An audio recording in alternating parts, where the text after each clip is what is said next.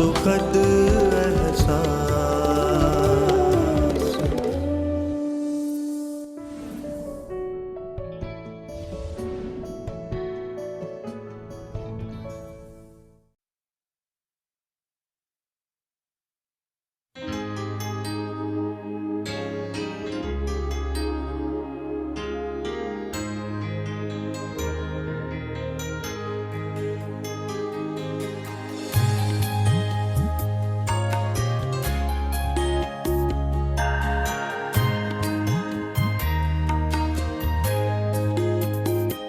तुम मिले हो जब से मुझे, मिला चैन सुहाना है। तुम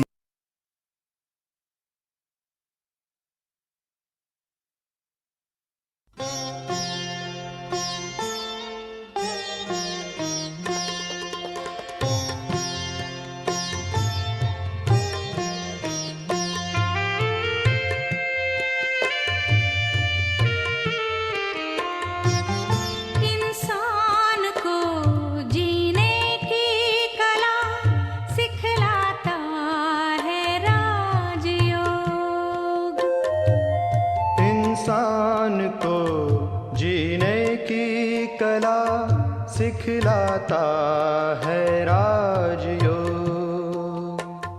दुख दर्द रोगों से मुक्ति दिलाता है राजयोग। दुख दर्द रोगों से मुक्ति दिलाता है राजयोग। इंसान को जीने की कला सिखलाता है राजयोग।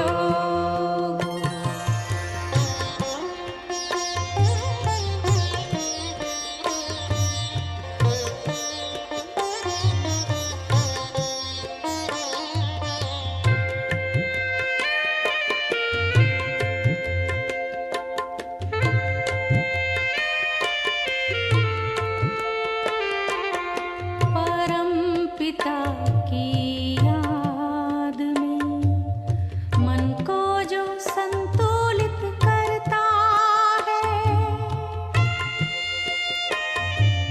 परम पिता की याद में मन को जो संतुलित करता है,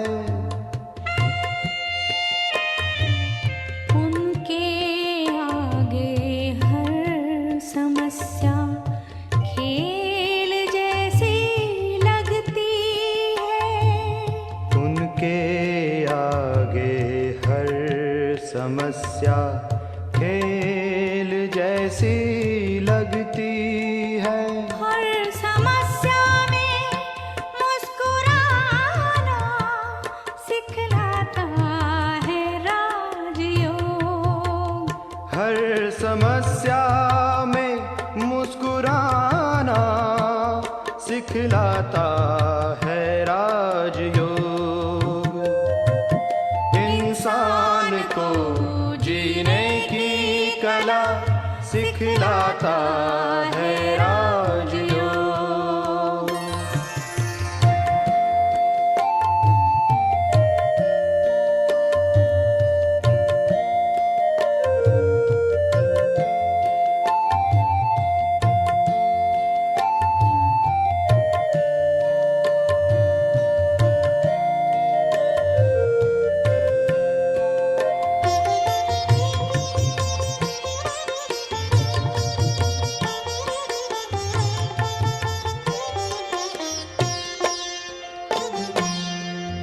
मानव इस जग में जो मेहमान बनकर रहता है, खुद को परम पिता की जो संतान सदा समझता है। हे मानव इस जग में जो मेहमान बनकर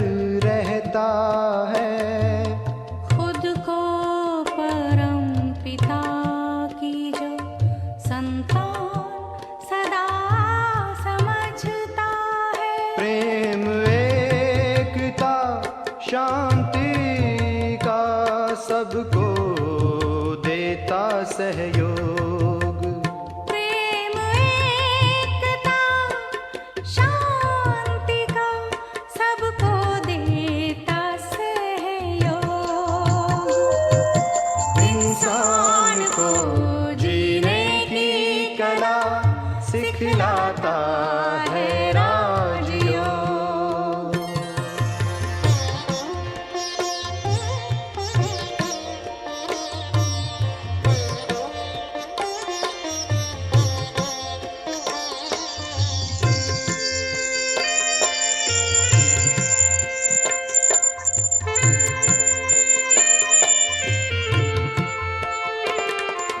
सबसे बड़ी कला है मन को ईश्वर में लगाना।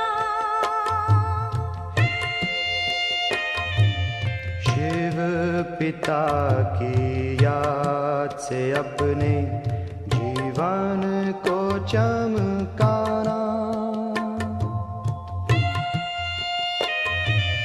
सबसे बड़ी कला है मन को ईश्वर में लगाना। शिव पिता की याद से अपने जीवन को चमकाना। राजयोग से मिट जाते हैं जन्म जन्म के रोग। राजयोग से मिट जाते हैं जन्म जन्म के रोग। इंसान को जीने की कला सिखलाता है राजयोग। इंसान को जीने की कला सिखलाता है राजयोग।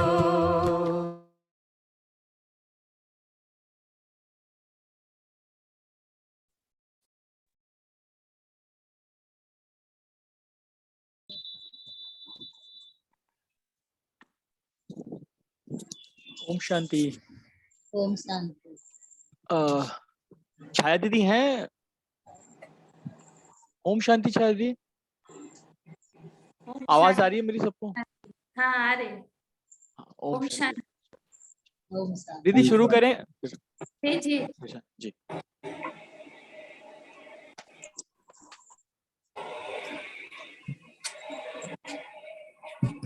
ओम शांति, नमस्कार और गुड इवनिंग। स्वागत है हमारे जूम मीटिंग के सभी दर्शकों का, श्रोताओं का। मेरा देश महान, इसमें मेरा क्या योगदान के 14वें सत्र में। और जैसा कि हम सभी जानते हैं कि इस श्रृंखला में हम अपने महान देश के बारे में जानते हैं, वो भारत देश जिसकी महानता में कई सारी बातें हैं। जैसे यह देश ऐसा है जो हमेशा से ही सभ्यताओं में रहा है, सुसंस्कृत रहा है, सभ्य रहा है। सबसे पहला विश्व का ग्रंथ यहीं पर लिखा गया, अर्थात हम शुरू से ही बड़े ही सभ्य और विकसित मानसिकता के माहौल में रहने वाले। यही एक ऐसा स्थान है जहां पर विश्व की एकमात्र अविवादित भाषा संस्कृत का उद्भव हुआ, जहां पर कई पुण्य नदियों का संगम और भारत भूमि की महान विशालता उपस्थित है। इसी धरती पर भगवान आते हैं। तो ऐसे हमारे देश की बहुत सारी महानता के विषय में बातें हैं, जिसे हमें बताने के लिए आज हमारे बीच में उपस्थित हैं आदरणीय राजयोगिनी ब्रह्मा कुमारी छाया दीदी। छाया दीदी के बारे में मैं आप सभी को थोड़ा सा परिचित कराना चाहूंगा। छाया दीदी की रुचि आध्यात्म की खोज में बचपन से ही रही है और दीदी ने 35 वर्ष पहले ईश्वरीय ज्ञान लिया और उसके बाद 25 वर्षों से, ये पिछले 25 वर्षों से समर्पित रूप से ब्रह्मा कुमारीज में अपनी सेवाएं दे रहे हैं। वर्तमान समय में दीदी बेंगलुरु के अरिकेरी सेवा केंद्र पर मुख्य संचालिका के रूप में अपनी सेवाएं दे रहे हैं। और हमारी ब्रह्मा कुमारीज की एक बहुत ही खास विंग है स्पार्क विंग, जो ज्ञान योग पर रिसर्च करती है और उसके प्रैक्टिकल परिणामों को कैसे निखर करके आए बताती हैं। दीदी उसके कोर मेंबर टीम में भी हैं। तो और दीदी ने पीजी अपना मास कम्युनिकेशन और जर्नलिज्म में किया है, साथ में जो अन्नामलाई से इन्होंने वैल्यू एजुकेशन और स्पिरिचुअलिटी में एमएससी भी किया है। और ऐसी बहुत सी बातें हैं जिसका प्रैक्टिकल अनुभव दीदी ने किया है। तो हम ज्यादा समय ना लेकर के दीदी से रिक्वेस्ट करेंगे कि वह हमें इस भारत देश की महानता के बारे में हमें अवगत कराएं और अपने अनुभव रखें। आदरणीय बीके छाया दीदी जी। ओम शांति। तो आप सबने इतना सुंदर टॉपिक विषय लिया है कि मेरा देश कितना महान है। तो जितनी महानता उतने अपनी शान नशा बढ़ता जाता है। कोई भी वस्तु या बात बहुत श्रेष्ठ है, उत्तम है, तो बहुत अंदर से नशा चढ़ता है, अंदर से उसकी महानता की ज्ञान बढ़ता जाता है। तो ऐसे जब भी हम अपने देश के बारे में सोचते हैं, समझते हैं, तो यही होता है कि भारत कितना महान है। तो महानता में ही अपनी नशा है, महानता में ही अपनी शान है, एक प्राइड है। क्योंकि प्राइड कब आता है? मेरा जब हम मानते हैं, एक्सेप्ट करते हैं, तो अंदर से एक प्यार उत्पन्न होता है। एक्सेप्ट करते हैं, जो जैसा है वैसा हम एक्सेप्ट करते हैं। तो जब हम कोई भी चीज जो जैसा है वैसा हम एक्सेप्ट कर लेते हैं, तो उसकी सुंदरता निखर आती है। जैसे हम उसकी सुंदरता पर ध्यान देते जाते हैं, तो स्वाभाविक रूप से उसके प्रति हमारी श्रद्धा, हमारी भावना, तो हमारी नशा, वो शान बढ़ता जाता है। वैसे ही हम देखते हैं कि भारत कितना बड़ा देश है। तो इसका 5000 साल का इतिहास है, हिस्ट्री है। तो भारत खंड जो अविनाशी है, भारत का जो हमें संपन्नता दिया है, भारत में जो उच्च नॉलेज है, ज्ञान है, आध्यात्मिक नॉलेज है, तो इसी आध्यात्मिक नॉलेज से भारतवासियों में वो संपन्नता आई है। तो ज्ञान से हमारे अंदर ज्ञान ही हमारे अंदर अप्राप्त की कोई वस्तु, माना किसी भी चीज की कमी महसूस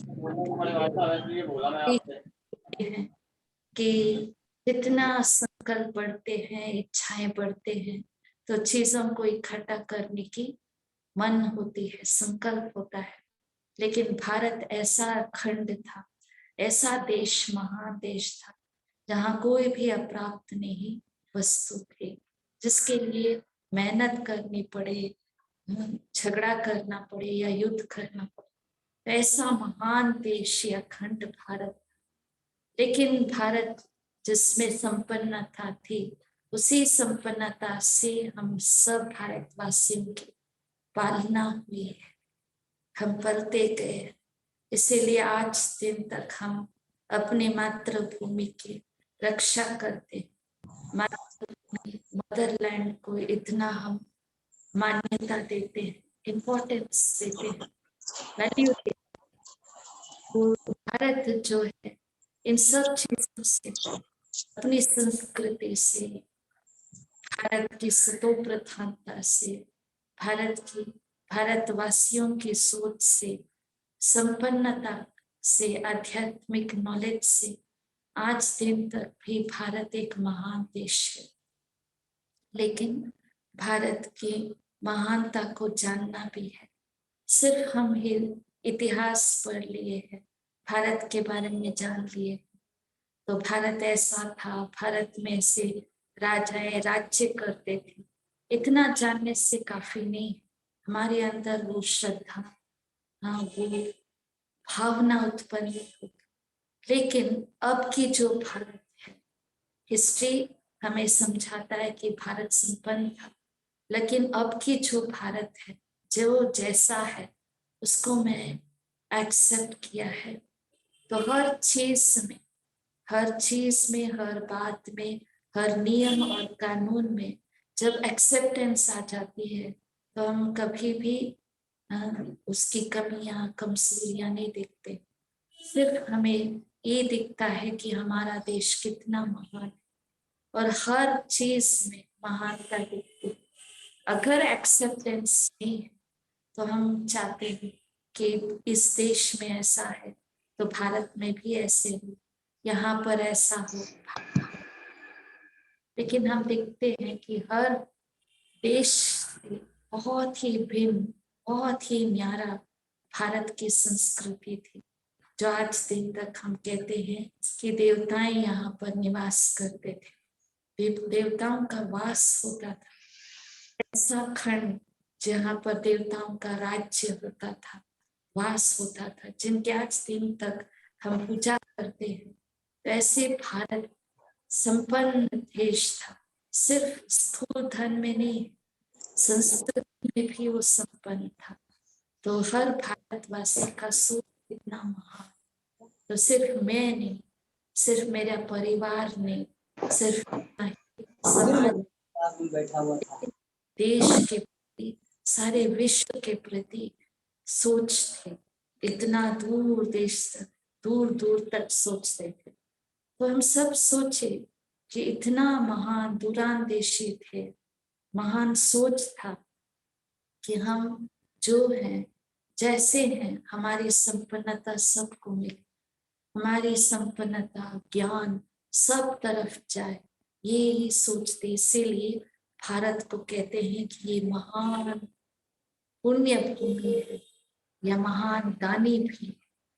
तो दान जो है अनएक्सपेक्टेड, तो दान दिए हैं लेकिन कुछ लेने की इच्छा नहीं।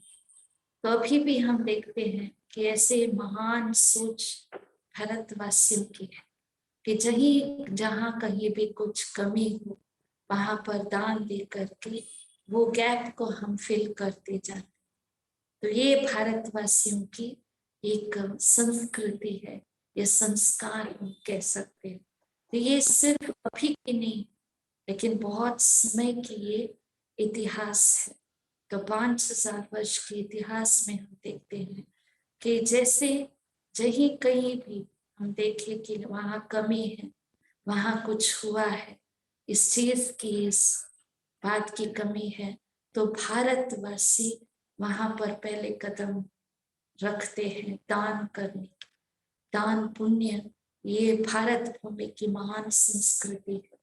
लेकिन अभी की भारत में हम ना कमी कमजोरी को देखें, ना हम ये चाहते हैं वो चाहते हैं, लेकिन जो भारत है वो महान है।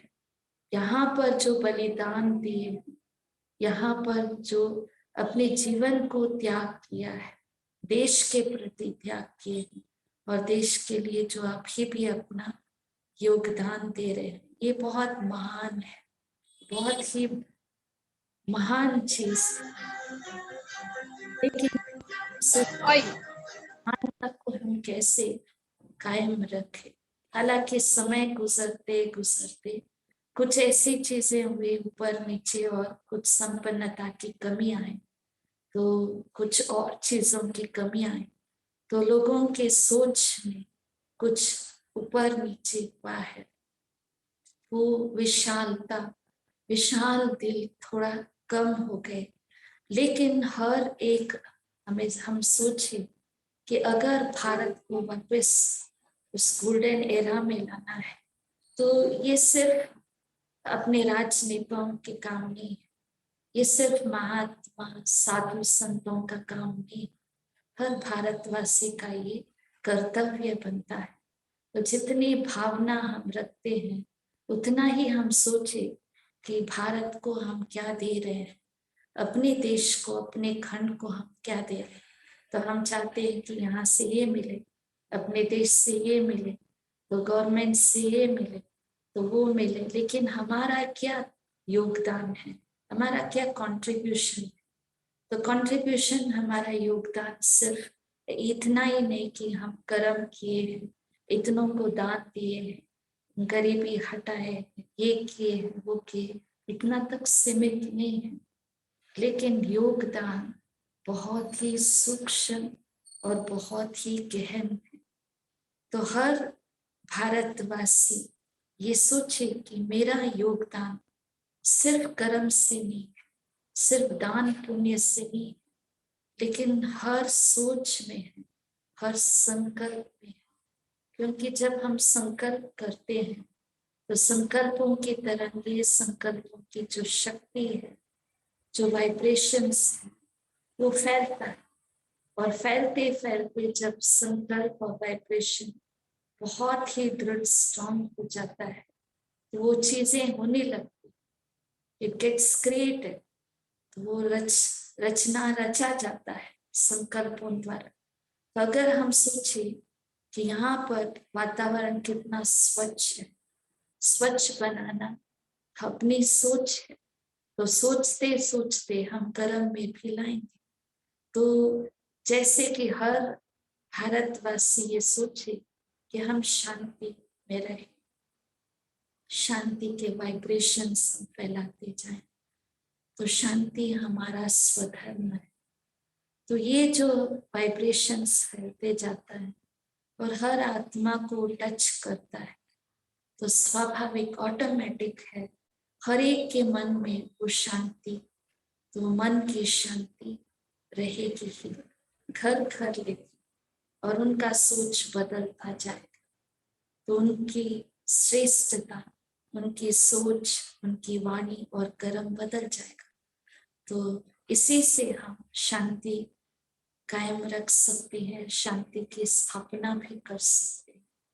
तो हर एक हम इसी को बहुत गहन रीति से सोचे कि जब हम भारतवासी हैं तो हम भी जिम्मेवार हैं, हमारी भी रेस्पॉन्सिबिलिटी है कि भारत को फिर से ऐसे महान उच्च देश बनाए जिसको हम कहते हैं कि गोल्डन स्पैरो था, सोने की चिड़िया थी, जहां पर कोई कमी नहीं, दूध और घी की नदियां बहती थी। तो ये सिर्फ इतिहास नहीं, सिर्फ स्थूल नहीं है, लेकिन ये मन का सोच। तो जहां पर हम हैं, जैसे हैं, जिन भी चीजों से हम रह रहे हैं, उपलब्ध है, तो हम उसी में तृप्त रह सकते हैं। तब जाकर के हम दान कर सकते हैं, मन से हम कुछ दे सकते हैं, मन से शांति प्रदान कर सकते हैं, शक्ति दे सकते हैं। तो निर्बलता के कारण मनुष्य में ये सोच बढ़ता है कि देश मुझे कुछ नहीं दे रहा है, गवर्नमेंट मुझे कुछ नहीं दे रहा है।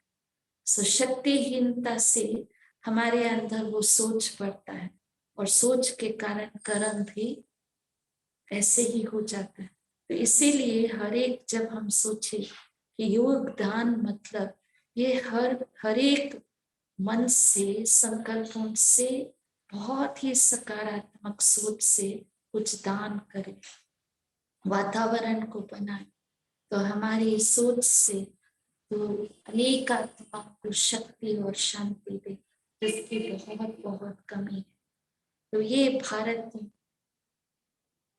भारत में गायन था, भारत की महिमा थी कि जहाँ पर शांति, सुख और पवित्रता की ऐसे राज्य, ऐसे महान राज्य करते थे, जिसमें आज दिन तक हम कहते हैं कि वही राजाएं जो महादानी भी थे, तो महान विशाल बुद्धि भी थे।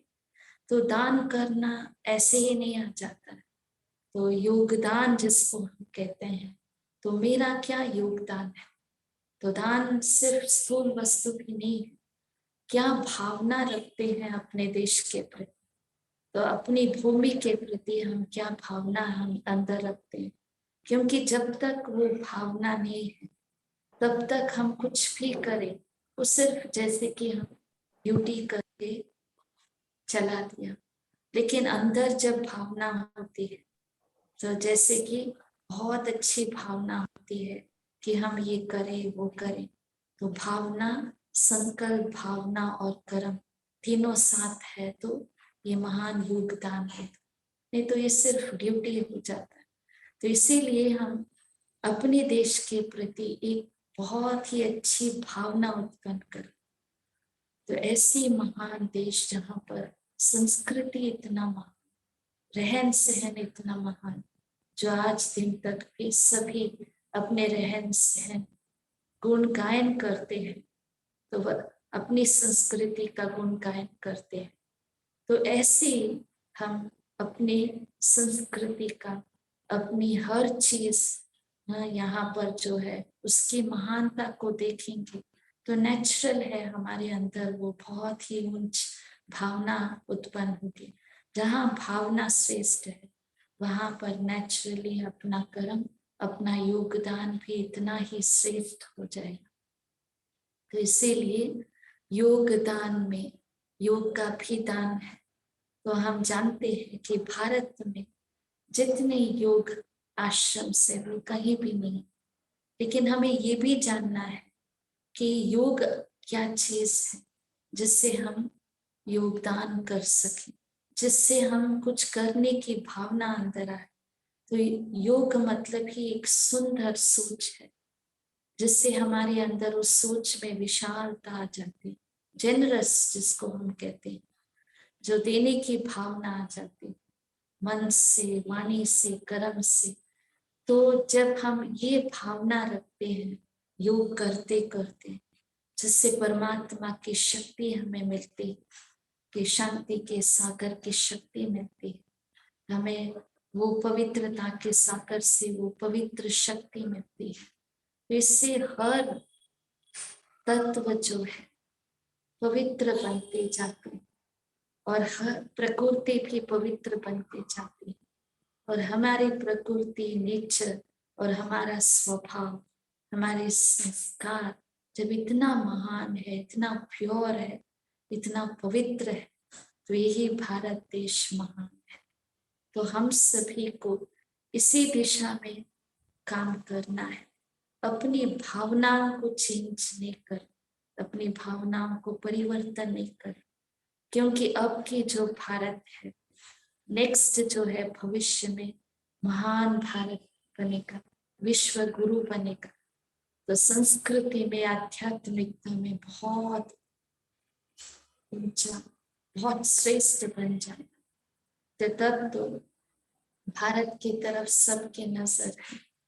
भारत की जो सोच है, भारत की जो दया दृष्टि है, भारत की जो विशालता है, उसी को सब महिमा कर रहे। तो उसी के प्रति सबकी प्रेम है, स्नेह है। तो इसीलिए हम सबका योगदान अपनी संस्कृति को वापस लाते हुए, जो सतो प्रधान संस्कृति थी, जो महान संस्कृति थी, तो वापस वो संस्कार लाते हुए हम अपनी संस्कृति को और कायम रखें और दृढ़ बनाएं। तो जब दृढ़ बनाते हैं तो हमारे अंदर दूसरों को कॉपी करने की संकल्प नहीं, क्योंकि जो चीज बहुत दृढ़ है, बहुत पावरफुल है, तो अपना बन जाता है। तब जाके दूसरों को कॉपी करने की आवश्यकता नहीं, जरूरत नहीं। तो वो हमारा लाइफस्टाइल बन जाता है, जीवन बन जाता है।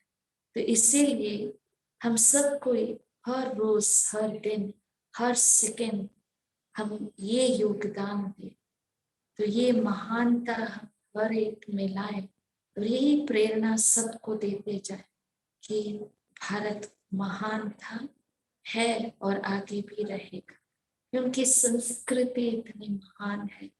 संस्कृति और संस्कार कितना मिलता है।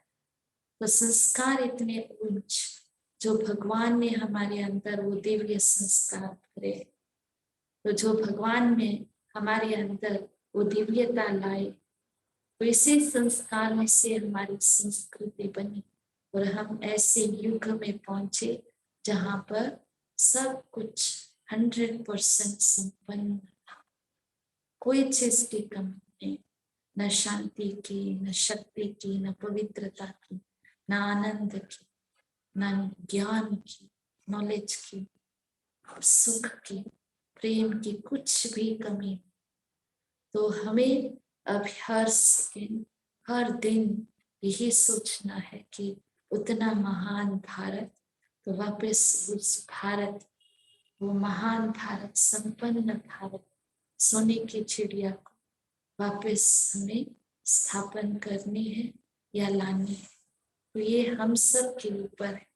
इसीलिए हर रोज हम सोचे कि जो हम सोचते हैं भारत के प्रति सकारात्मक हो, इतना अच्छा, इतनी महान हो, और हर चीज को हम एक्सेप्ट करते हुए आगे बढ़ते जाएं, और हर चीज में जो करेक्शन है वो करेक्ट करके आगे बढ़ते जाएं। किसी भी कारण से हम रुके नहीं और सोचे नहीं कि ये यहाँ ऐसा है, वैसा है, इसमें ये नहीं है, कमी है। जहां भी हम हैं कुछ ना कुछ कमी होगी, क्योंकि समय ऐसा है। लेकिन कमियों को भरने का जिम्मेवारी हमारे ऊपर है, भारतवासियों के ऊपर है, तो हर आत्मा के ऊपर है। इसीलिए कमियों को भरने के लिए एक तो ज्ञान चाहिए, एक तो परमात्मा की याद चाहिए। दोनों से हमारे अंदर वो ताकत आ जाएगी, और ये जो शक्ति हमें मिलती जाएंगी, इसी शक्ति से परिवर्तन का कार्य शुरू होगा, और परिवर्तन होके ही रहेगा। क्योंकि हिस्ट्री रिपीट्स, इतिहास रिपीट होना ही है। ये सिर्फ शब्द न रह जाए कि भारत गोल्डन एज था, सोने की चिड़िया थी, ये सिर्फ शब्द नहीं, हिस्ट्री न रह जाए, लेकिन ये प्रैक्टिकल में हम सबको करना है, और हम सबको ऐसे भारत बनाना भी है। तो बनाने के लिए तो संकल्प भी और वाणी भी, हमारे कर्म भी इतने श्रेष्ठ हो, क्योंकि भारत देश में ही हम ये भी कहते हैं महान आत्मा न पुण्यात्मा है और पापात्मा है। तो हम आत्मा का भी वर्णन करते हैं, तो ये हमारे शास्त्रों में है, ये हमारे किताब में है, ये हमारे ग्रंथ में है।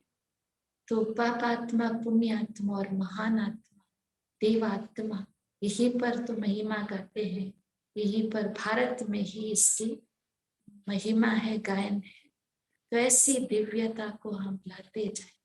अगर हर आत्मा ये दिव्य संस्कार अपने में लाए, परमात्मा की शक्ति हमारे में लाए, तो ये तो जैसे चिंगारी की तरह हर आत्मा को हम जागृत कर सकते हैं, लाइट फैला सकते हैं।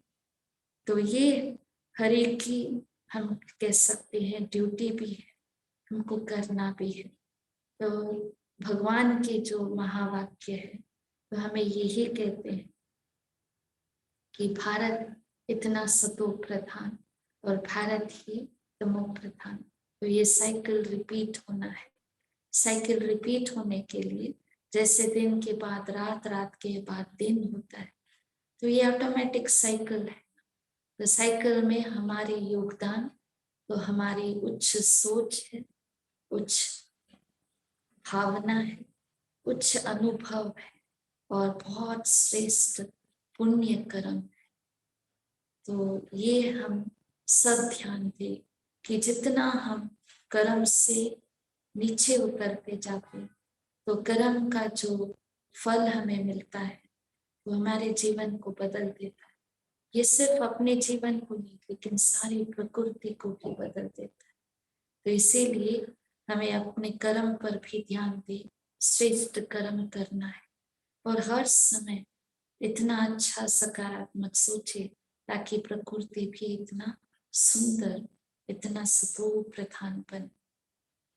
तो इन्हीं शब्दों से हम कहेंगे कि भारत एक महान देश है, महान देश आगे भी रहेगा भविष्य में। ओम शांति। Thank you.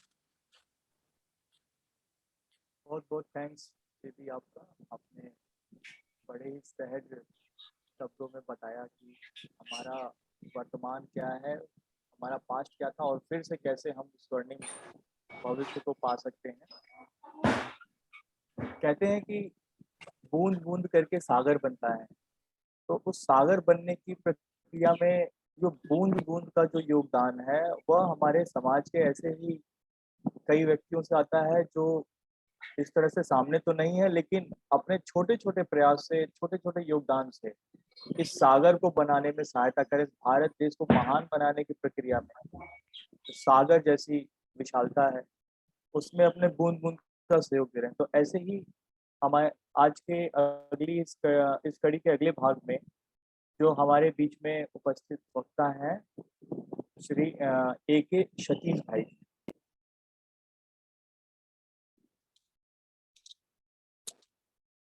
तो सतीश भाई जी के बारे में मैं थोड़ा बताना चाहूँगा कि भाई साहब वर्तमान समय में इन्फोसिस में सिक्योरिटी हेड हैं और भाई साहब 21 वर्षों तक इन्होंने एयर फोर्स में अपनी सेवाएं दी हैं और जगह जगह पर ये रहे हैं और इन्होंने टीम लीड किया है, ये वारंट ऑफिसर रहे हैं वहाँ पे।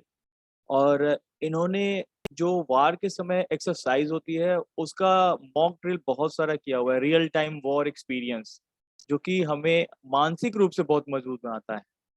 साथ ही उसके बाद ये पिछले 10 सालों से 12 सालों से बेंगलुरु में इन्फोसिस के सिक्योरिटी हेड हैं। तो इन्फोसिस एक सॉफ्टवेयर कंपनी है जिसमें हम जानते हैं कि उसमें सॉफ्टवेयर इंजीनियर जो होते हैं जिनकी लाइफ जो होती है वो लेविश, मतलब फ्रैंक वाली, अनडिसिप्लिन्ड, खाना सोना जगने का समय नहीं, उसमें जब भाई साहब अपने डिसिप्लिन्ड रूप में जब वो अपने वहाँ पर सर्विसेज करते हैं तो कैसे उन लोगों पर भी प्रभाव पड़ता है और वो इनसे प्रेरित होते हैं, उसके बारे में हमें बताएंगे AK सतीश भाई। भाई साहब ने MBA ह्यूमन रिसोर्स से किया हुआ है, साथ ही इन्होंने बहुत सारे ऐसे इंडस्ट्रियल कोर्स किए हुए हैं जो इनको अपनी सेवाएं देने में और पब्लिक के साथ इंटरेक्शन करने में हेल्प करता है। साथ ही भाई साहब हिंदुस्तान टाइम्स के सोशल सर्विस से और इंडियन एक्सप्रेस के सोशल सर्विस से, जो इनहेंस क्लब और आई एम कंसर्न क्लब नाम से जो संस्थाएं हैं जो ये चलाते हैं, उससे जुड़े हुए हैं। तो अब मैं ज़्यादा समय नहीं लेते हुए मैं AK सतीश भाई जी से रिक्वेस्ट करूंगा कि वह अपने अनुभव और अपने जो सोसाइटी में कंट्रीब्यूशन है उसके बारे में हमें अवगत कराएं। सतीश भाई। ओम शांति आजाद भाई, थैंक शांति। यू। मेरा ज़्यादा ही इंट्रोडक्शन दे दिया आपने और छाया दीदी ने बहुत अच्छी तरह भारत के विकास के बारे में, भारत का स्वर्णिम हिस्ट्री के बारे में बहुत अच्छी तरह बात किया। और मुझे कुछ है नहीं बाकी बोलने के लिए, फिर भी मेरा एक्सपीरियंस जो है बचपन से लेके अभी तक का जो है उसके बारे में मैं थोड़ा बताने का कोशिश करूँगा। तो मैं जब +2 कर रहा था उस टाइम में इंडियन एयरफोर्स का ऑफर आया था, तो एग्ज़ाम लिखा, पास हो गया, सेलेक्ट हो गया। तो इमीडिएटली फौज ज्वाइन करने का कोई कंपल्शन नहीं था, फिर भी मैं सोचा ठीक है एक सरकारी नौकरी है, जाएंगे। मेरा पापा HAL में काम कर रहे थे, मेरा तीनों बड़े भाई लोग ऑलरेडी सर्विस में थे। मेरा कोई कंपल्शन नहीं था, फिर भी मैं सोचा ठीक है गवर्नमेंट नौकरी है, पता नहीं बहुत सारा लोग बहुत पढ़ने के बाद भी नौकरी नहीं मिलता है, मैं ही चला जाऊंगा करके मन में एक था नौकरी के लिए। फिर पहुंचा देश सेवा में। एक तरफ अच्छा था, छोटा बचपन में ही जब कुछ पता नहीं दुनिया के बारे में, उसी टाइम में मैं ज्वाइन कर लिया। सभी मेरे जैसे यंगस्टर्स थे, तो खाना पीना सोना काम करना सब एक ही जैसा होता था। तो उस टाइम में हमारा डिफेंस में क्या है, एयरफोर्स में ज़्यादा प्रेशर नहीं रहता है, फिर भी हम मैक्सिमम सिटीज़ में ही रहते थे। हमारा पोस्टिंग्स 3-4 साल, मैक्सिमम 5 साल तक एक अच्छा सिटी में रह सकता था। उसके बाद पोस्टिंग्स आते थे, ट्रांसफर्स आते थे। हम लोग जिसके साथ काम किया उन सबको छोड़ के नया लोकेशन में जाना पड़ता है, उधर फिर नया दोस्ती बनाओ, नए लोगों से मिलना है, उनके साथ काम करना है। फिर कुछ दिन के बाद फिर यही होता है, तो थोड़ा डिस्टर्ब रहता है लाइफ। फिर भी जो भी सीखा है लाइफ में वो बहुत अच्छा था। अभी तक वो जो सीखा वही चल रहा है मेरा लाइफ में, वो बहुत हेल्प हो रहा है। तो इनिशियल से ही जो वॉर प्रैक्टिस एक्सरसाइजेस वगैरह होता था, तो हम लोग सब घर में पूरा कंफर्ट के साथ रहते थे, पूरा लग्जरी के साथ। सब सिटीज में रहते थे तो कोई प्रॉब्लम ही नहीं था। घर में सोलार से लेके इलेक्ट्रिसिटी कोई प्रॉब्लम नहीं था। लेकिन जब हम लोग वॉर एक्सरसाइज में जाते थे, डेसर्ट एरियाज में या जंगल में रहना पड़ता था। टेंट में कोई इलेक्ट्रिसिटी नहीं रहता था, पानी भी ऐसे ही कहीं से कुएं से लेके आना पड़ेगा। वाटर बॉक्सर रहते थे, फिर हमारा कुक जो बनाता है वही खाना खाना है, सोना भी वही है चारपाई में। घर का जैसा स्लीप वेल मैट्रेस वगैरह नहीं रहता है।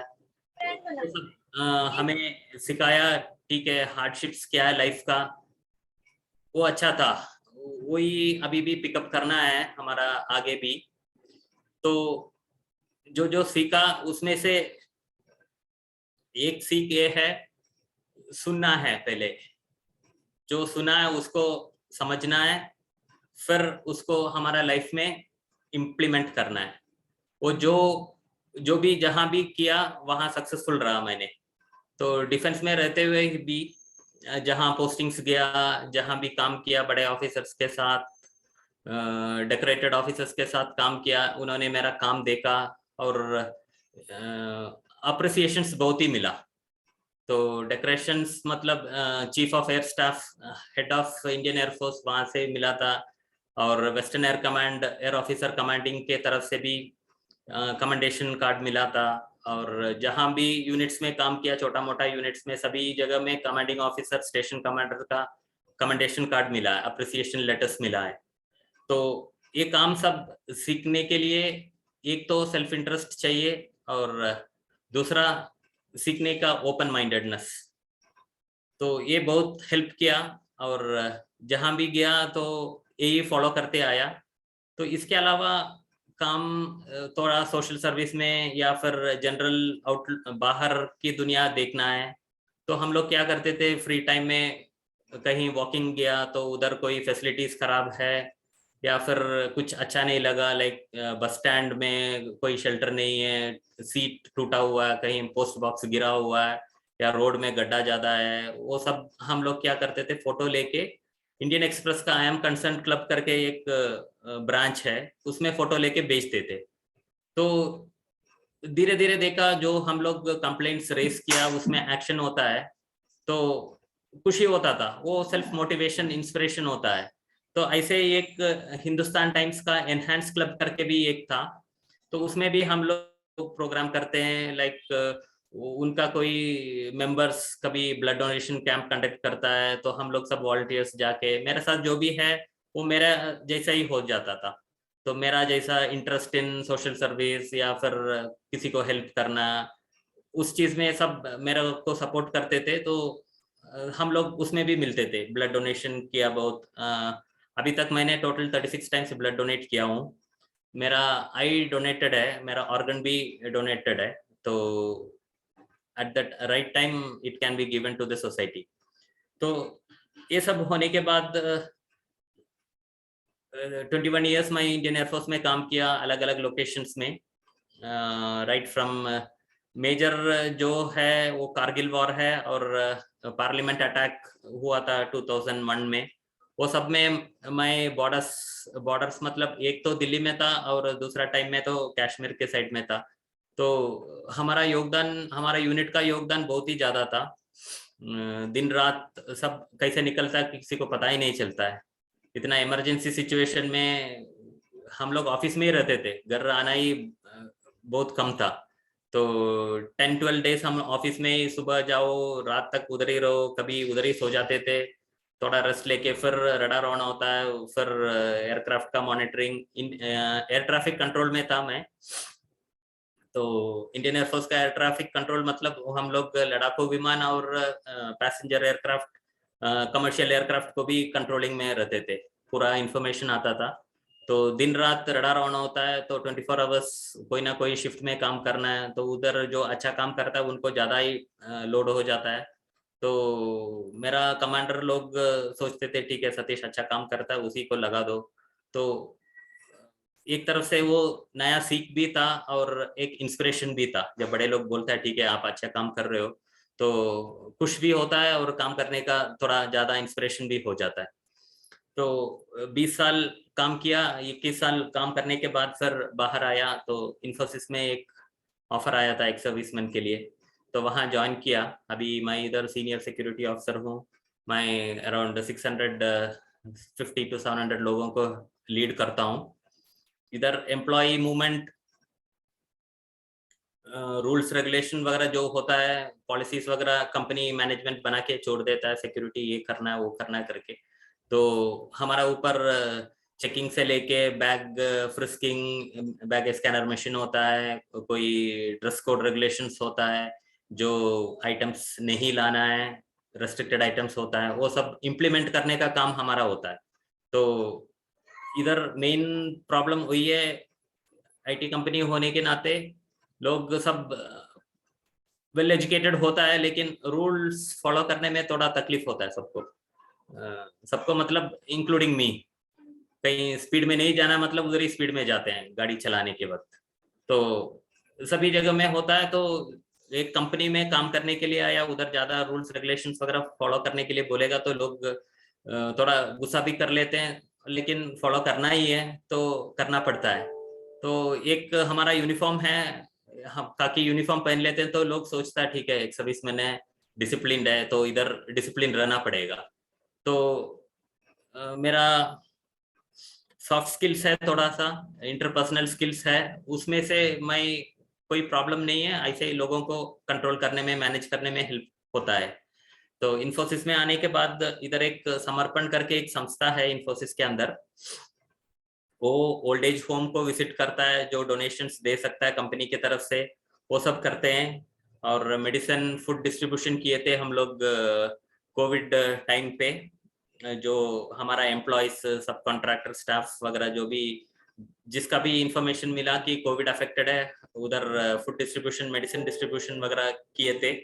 और education at remote locations like remote villages में जाके स्कूल्स में हेल्प करना, एक एक दिन सभी जाके टीम मेंबर्स थोड़ा क्लास सिखा के आते थे। उसके अलावा लेक क्लीनिंग और स्वच्छ भारत का सपोर्ट भी करते थे, कई लोकेशन में जाके हम लोग क्लीनिंग वगैरह करके दूसरों को एग्जाम्पल सेट करते थे। और क्लॉथ डोनेशन और बुक डोनेशन भी ए पार्ट ऑफ समर्पण संस्था है, तो उसमें भी हम लोग इंटरेस्ट लेके पब्लिक सर्विस करते हैं। तो ओवरऑल क्या है, इंटरपर्सनल स्किल्स होने के वजह से ज़्यादा प्रॉब्लम नहीं होता है, जहाँ भी इंटरेक्ट करते हैं तो कूलली निकल जाता है, दिन अच्छा निकलता है, कोई प्रॉब्लम नहीं रहता है, कोई एस्केलेशन नहीं होता है। तो क्या होता है, जो 2-3 चीज जो मैं सीखा एयरफोर्स में और अभी तक इन्फोसिस में भी, उसमें एक है गलत सबको दिख जाता है, गलत देखने में प्रॉब्लम नहीं होता है, और अच्छा देखना पड़ता है, अच्छा चीज कहीं है तो देखना पड़ता है, वो हार्ड वर्क है। तो हम लोग क्या करते हैं, सभी इजी पाथ में चले जाते हैं, ठीक है वो ये गलती किया वो गलती किया, इसका ये ठीक नहीं है वो ठीक नहीं है करके। तो हम लोग क्या करना है, अच्छा देखने के लिए कोशिश करना है, वो हार्ड वर्क है, लेकिन वो करने से हमारा लाइफ में भी टेंशन बर्डन स्ट्रेस सब कम हो जाता है। दूसरा है, हम लोग आज के लिए जीना है। क्या करते हैं, ठीक है आज प्राइमरी स्कूल में है, ठीक है हाई स्कूल कब जाएंगे, थोड़ा ज्यादा फ्रीडम मिल जाएगा, कॉलेज जाएंगे थोड़ा फ्रीडम मिल जाएगा बोल के हम लोग बचपन से वही सोचते रहते हैं। तो कॉलेज होने के बाद फिर सोचेंगे ठीक है कौन सा नौकरी मिलेगा, कहाँ सेटल होते हैं, फिर आगे आगे एक एक स्टेप आगे जाते रहते हैं, हमारा एक्सपेक्टेशन अगला स्टेप में चला जाता है, और हम we fail to live in the present, वो बहुत प्रॉब्लम होता है। तो उसको डेस्टिनेशन एडिक्शन सिंड्रोम कहते हैं। उसमें क्या है, हम लोग एक डेस्टिनेशन पहुंचने के बाद हम दूसरा डेस्टिनेशन के लिए सोचते हैं, उधर कब पहुंचेगा, एक अच्छा नौकरी मिलना है, अच्छा नौकरी मिलेगा तो फिर अगला प्रमोशन कब मिलेगा, फिर शादी कब होगा, बच्चे कब होगा, बच्चे का पढ़ाई कैसा होगा, फिर बच्चा डॉक्टर बनेगा, इंजीनियर बनेगा, वही हमारा दिल में हो जाता है। तो हम लोग आज का दिन छोड़ के फ्यूचर के बारे में बहुत ज्यादा सोचते हैं और उसी में हम ज्यादा टेंशन भी ले लेते हैं, नींद खराब हो जाता है, हमारा हेल्थ खराब करते हैं, सबका बीपी, शुगर, डायबिटिक सब इसी में होता है। तो तीसरा चीज है, हम लोग एक्सपेक्टेशंस ज्यादा रखते हैं, मुझे ये बनना है, मुझे वो बनना है, या फिर दूसरे लोग मुझे ये करना है, मैं आते ही सब विश करेंगे, मेरे को रेस्पेक्ट करना है। एक्सपेक्टेशन जितना ज्यादा होता है उतना ज्यादा प्रॉब्लम होता है। ये एक्सपेक्टेशन मेरा एयरफोर्स में रहते हुए एक कमांडर ने बोला, एक्सपेक्टेशन ऐसा चीज है एक पत्थर जैसा, आप ऊपर फेंकते हैं वो हमारा सिर में आके गिर जाता है। तो जितना बड़ा एक्सपेक्टेशन रहता है उतना बड़ा पत्थर हो जाता है और हमारा सिर में आके गिरता है। तो एक्सपेक्टेशन कम करना बहुत अच्छा चीज है। तो हम मंदिर जाते हैं तब भी एक्सपेक्टेशन के साथ ही जाते हैं। हम लोग भगवान को ये नहीं बोलेंगे भगवान मैं आपसे प्रेम करता हूँ, मैं उधर जाके उधर भी हम बोलेंगे ठीक है यही चाहिए मुझे, वो चाहिए, गाड़ी चाहिए, बंगला चाहिए, घर चाहिए, तो हमारा रिक्वेस्ट लेके ही जाते हैं। तो वो एक्सपेक्टेशन जब कम होता है हमारा लाइफ थोड़ा शानदार होता है, खुशी से बन सकता है। तो हम लोग एक्सपेक्टेशन नहीं होना करके नहीं बता रहा हूँ, एक्सपेक्टेशंस रियलिस्टिक होना है। तो जो टारगेट सेट करते हैं वो अचीव करने लायक होने से प्रॉब्लम नहीं होता है ज्यादा सा। फिर क्या करना है, हम लोग जो सोचते हैं वो चेंज करना इजी है, बाकी लोगों को चेंज करना मुश्किल हो जाता है। तो कहीं सुना, instead of carpeting the old world you can wear a slipper. तो सभी जगह में पत्थर होता है, कांटे होते हैं, सभी जगह कवर नहीं कर सकता, तो उससे अच्छा है हम लोग जूता पहने, चप्पल पहने तो बच सकता है। तो इन बातों से मेरा एक्सपीरियंस शेयर हो गया। आजाद भाई और कुछ है तो, कोई क्वेश्चंस है तो I am ready for that. बहुत बहुत थैंक यू भाई साहब, आपने अपने जीवन के अनुभव से बहुत अच्छी अच्छी बातें बताई हैं। और मुझे तो ये समझ में आया कि आपने अपने लिए ये मंत्र बनाया है कि जैसा आपने बताया कि आपने आई डोनेशन के लिए प्लेज किया है, बॉडी ऑर्गन्स के लिए प्लेज किया है, और आपको देख करके अन्य भी मोटिवेट होकर के प्लेज करते हैं। जो हमारे इंडिया कंट्री में, इवन द पूरे वर्ल्ड में सबसे ज़्यादा बॉडी ऑर्गन्स की स्कैरसिटी है, उसकी वजह से कई लाइफ हम सेक्रीफाइस करनी पड़ती है। तो आपके लिए तो ये कहूँगा कि केवल जीने के साथ ही नहीं, जीने के बाद भी आपने सेवा भाव का जो भावना रखी है उसके लिए आपको बहुत बहुत बधाई, और सोसाइटी की तरफ से आपको थैंक यू। और जो आपने अच्छी अच्छी बातें बताई हैं, instead of carpeting the world you should wear shoes, पूरे विश्व को ढकने की जगह आप अपने पैरों में कुछ अच्छा डाल लीजिए ताकि आपको तकलीफें ना हो। तो बहुत बहुत थैंक्स। मैं सभी से जो भी हमारे व्यूअर्स हैं, अगर उनके कोई क्वेश्चंस हों तो वो हमारे छाया दीदी से या सतीश भाई से पूछ सकते हैं, हैंड रेज करें। तब तक मेरा एक क्वेश्चन है छाया दीदी से, मैं पूछना चाहता हूँ। दीदी, आपने बताया कि हमें जो है सकारात्मक सोच रखना चाहिए और सकारात्मक कर्म करना चाहिए। तो मेरा क्वेश्चन ये है दीदी कि अभी के इस एकदम अनबैलेंस्ड जो अभी वातावरण है, बहुत ही डिस्टर्बिंग वाला है। जैसे अभी हम देख रहे हैं कि जो रशिया और यूक्रेन में युद्ध हुआ है तो विश्व का 30% गेहूं कम हो गया है, और भारत जो है फिर उसने कहा कि हम एक्सपोर्ट करेंगे, और हमने करना शुरू कर दिया। और आज ही ये खबर आई है कि भारत ने एक्सपोर्टिंग अपनी बंद कर दी है।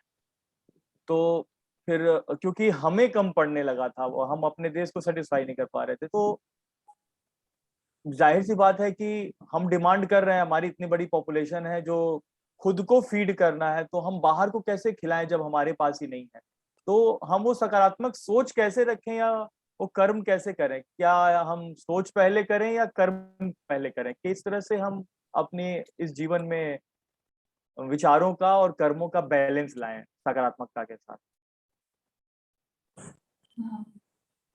जैसे देखिए, शुरुआत से हम ये देखते आए हैं कि जितना हम दान करते हैं उससे 2 गुना या 3 गुना हमें रिटर्न मिलता है।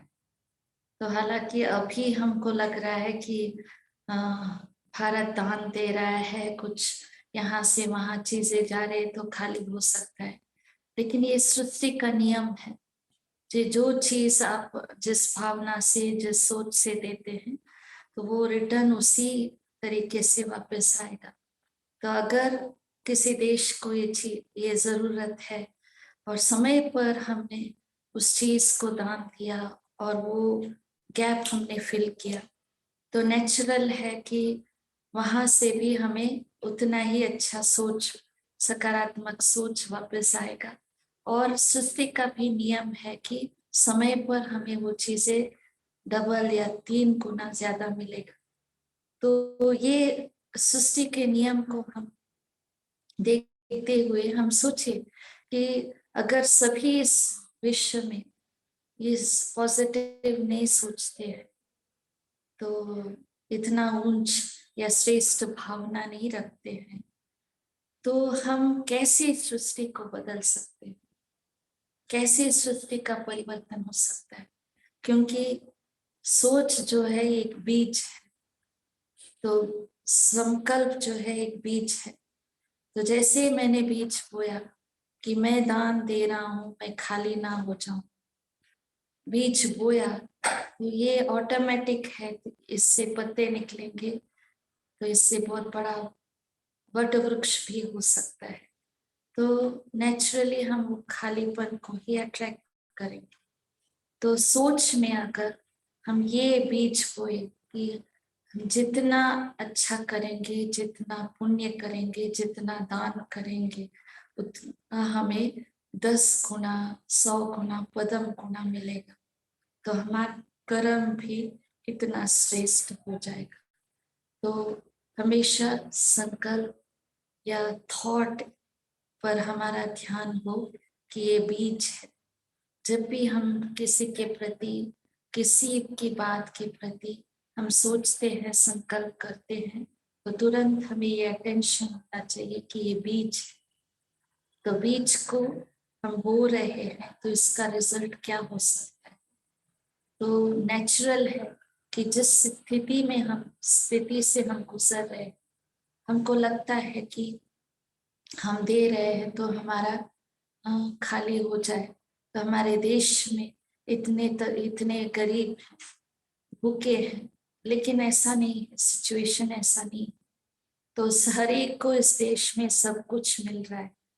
जैसे भगवान कहते हैं कि 2 रोटी तो मिल रहा है, तो 2 रोटी दाल तो मिल ही रहा है, 2 वक्त का तो गुजर ही जाएगा। लेकिन जहां पर कुछ नहीं मिल रहा है, खाली है, खाने को नहीं है, तो पहला संकल्प किसी भी मनुष्य को यही आएगा कि वहां पर पहुंचाए, उस देश को पहुंचाए जहां पर उनको एक वक्त की भी रोटी मिले या खाना मिले। तो ये सकारात्मक सोच है, ये बीज है। तो ये भारत की संस्कृति थी, हम इतना कह सकते। ओम शांति। थैंक यू दीदी, आपने बड़े सही शब्दों में बताया कि हमें केवल सोच ही सकारात्मक रखनी है, इंटेंशन भी पॉजिटिव रखना है। इंटेंशन पॉजिटिव रखते हुए हमारी थिंकिंग पॉजिटिव। राजपाल भाई साहब ने हैंड रेज किया है, क्या क्वेश्चन पूछना चाहते हैं कोई? राजपाल भाई, मेरा एक क्वेश्चन सतीश भाई से है। वो एयर ट्रैफिक कंट्रोल से रिलेटेड है भाई साहब। एक क्वेश्चन है, हमने ज्यादातर कोई रेडियो इंसिडेंट होते हैं एयर ट्रैफिक के, तो उसमें एक मेडे मेडे मेडे वाला एक कोडिंग होती है जब भी कोई पैनिक मोड में होता है। तो मैं भाई साहब आपसे जानना चाहता हूँ वो है क्या? आज तक मुझे समझ में नहीं आया, प्लीज थोड़ा सा हमें एनलाइटन करें। रेडियो, उसको रेडियो कन्वर्सेशन में बोलता है मेडे, मतलब इमरजेंसी। जब एयरक्राफ्ट में कोई इमरजेंसी आ जाता है तो पायलट्स रेडियो कम्युनिकेशन में यही बोलता है, मेडे मेडे मेडे 3 बार बोल देते हैं। फिर आगे कुछ बोलेंगे या नहीं बोलेंगे तभी पता चल जाता है ठीक है एयरक्राफ्ट में कोई प्रॉब्लम है करके।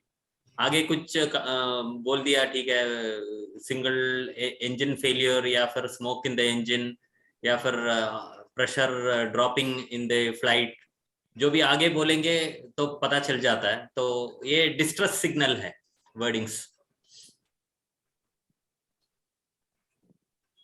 ओके, मेरा 21 इयर्स एक्सपीरियंस में कभी ये सुना नहीं हैंडलिंग में तो थैंक यू भाई साहब। बहुत दिन की क्वेरी मेरी क्लियर हो गई।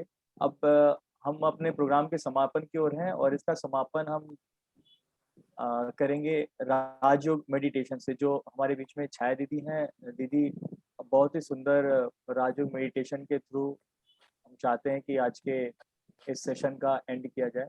प्लीज आप हमें 5 मिनट का मेडिटेशन करा के प्रोग्राम कंप्लीट करें। ओम शांति। ओम शांति।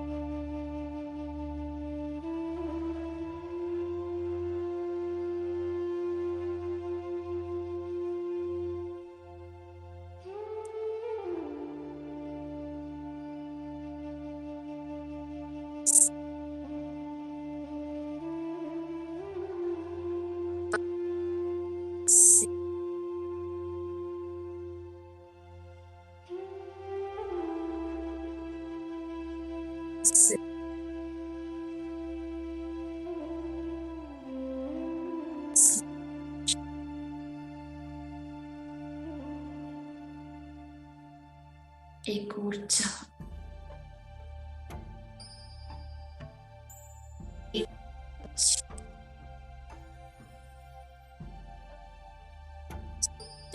से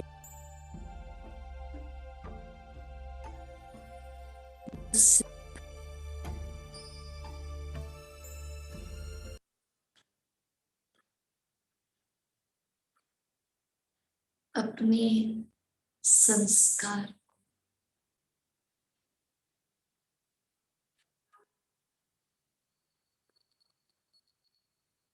लेकिन देश सारे विश्व को परिवर्तन कर सकते। मेरे अंदर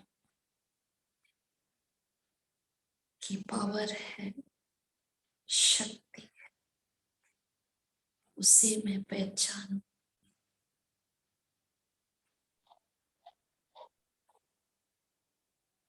मैं अति सूक्ष्म बिंदु, पॉइंट ऑफ लाइट, मेरे अंदर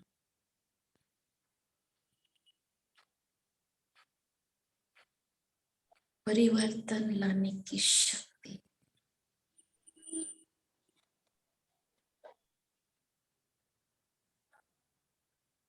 और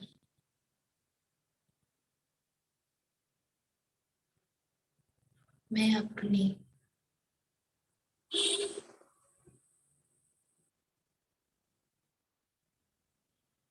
परम पिता ज्ञान सागर, ज्ञान सूर्य परमात्मा की याद से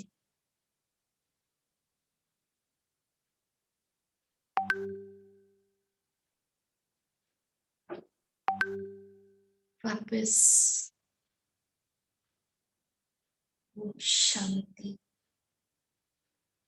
पवित्रता और संपन्नता ला सकूं। ये योग बल है, योग की ताकत है।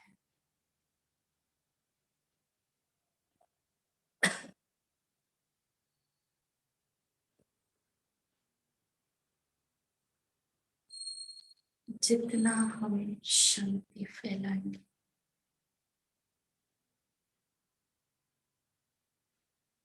प्रकृति भी शांत और शीतल हो जाएगी। प्रकृति से हमें सुख मिलेगा, मनुष्यात्मा से हमें सुख मिलेगा, संबंधों में समरसता और सब आत्मिक दृष्टि से एक होंगे, एक परमात्मा के बच्चे। यही स्वर्णिम भारत है, जहां पर एकता, एक महान दृष्टि, पवित्र वाणी और श्रेष्ठ कर्म। ऐसे भारत के हम निवासी कितने महान हैं, कितने श्रेष्ठ हैं। यही हमारी पहचान।